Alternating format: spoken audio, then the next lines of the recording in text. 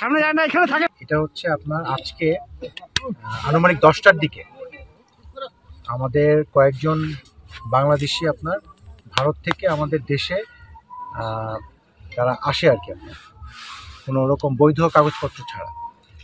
তো বিএসএফ মনে করেছিল যে এই 5 জন যারা বাংলাদেশি ওখানে ইন্ডিয়া থেকে আসলো, তারা তাদেরকে সহায়তা করার জন্য বাংলাদেশি কোনো লোক সহায়তা করেছে।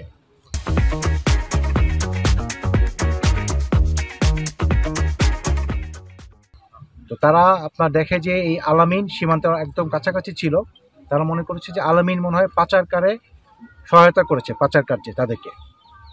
তো এটা তারা ভুল বোঝাবুঝির মাধ্যমে আসলে তাকে আপনার এখান থেকে ধরে নিয়ে যায় সীমান্ত থেকে। তো এটা পরে তারাও চেক ব্যাক করছে, আমরা কনফার্ম করছি যে আলামিন আসলে একজন সাধারণ এখানকার খেটে খাওয়া লোক, সীমান্ত এলাকা তার বাসা। তো তার এটা বোঝার পরে আলামিনকে আমাদেরকে এখন এটা 10টার সময় তাকে নিয়ে গিয়েছিল। এখন আমরা বাজে 4:15 এরকম এই সময় তাকে আমরা বিএসএফের কাছ থেকে পতাকা বৈঠকের মাধ্যমে, ব্যাটালিয়ন কমান্ডার আসছিলেন, পতাকা বৈঠকের মাধ্যমে তাকে আমরা নিয়ে আসলাম।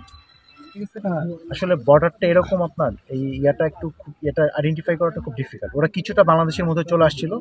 এটার ব্যাপারে আমরা তাদেরকে কড়া প্রতিবাদ জানিয়েছি যে কোনোভাবেই আপনারা আমাদের দেশের সীমানা, আন্তর্জাতিক সীমারেখা যেটা আছে যাতে ক্রস না করে, এটা তাদেরকে বলা হয়েছে। আপনার এটা বিষয়টা আরেকটা বিষয়, ওনাদের কমান্ডেন্ট আসছিলেন, ওনাদের যে এখানে 92 বিএসএফ ব্যাটালিয়ন যেটা আছে, এই ব্যাটালিয়নের যে অধিনায়ক আপনার শ্রী বিপিন কুমার, উনি এসেছিলেন।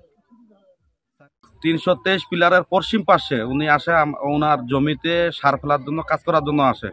6 জন বিএসএফ উনাকে ধাওয়া করার পরে উনাকে ধরি নিয়ে চলে যায়।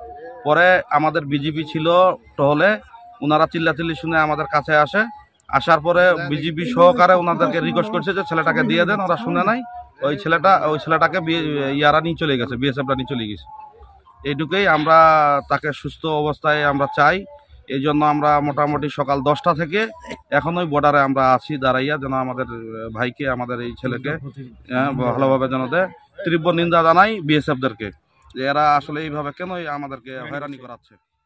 জমিতে যাইতে শোন ওঠো না শোন পাইছে আমার বাংলাদেশে ধরে নিয়ে গেছে আমার ছেলেকে। কে ধরে নিয়ে গেছে? ওই বিএসএফ। এখন কি অবস্থা? এখন নিয়ে গেছে, এখন একটু পাইলাম এখন। হ্যাঁ, বিডিআর দেখে যদি ধরে নিয়ে গেছে, বিডিআর এখানে আইছিল। ওরা না পাইলে আমি দেখতে পাইলাম না, জানা তো পাইলাম না। হয় হ্যাঁ, বিডিআর সহযোগিতা করছে, আমি পাইলাম। এখন বিএসএফ গুলা ওদের সীমানায়, ওরা বিএসএফ গুলা কাজ করতেছিল, সে 8 জন বিএসএফ। আর আমাদের এই যে বাংলাদেশের ছেলেটা, ও যাচ্ছিল ওর জমিতে সার ফেলাবে, ওই জমিতে যাচ্ছিল।